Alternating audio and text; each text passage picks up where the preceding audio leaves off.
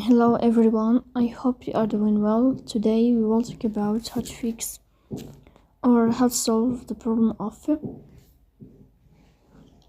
exited account on the application of ChatGPT. We click on settings. Here you will click on apps, default apps, app settings. Here you will search about ChatGPT and you will click. Here you will click on first stop and you will click OK.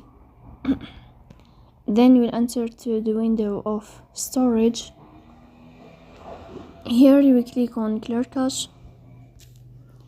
Then you will turn off your Wi-Fi and you will turn on your Wi-Fi again to fix that problem. So that's all. Don't forget to support us by like and subscribe. See you next time and thank you for your watching and your attention.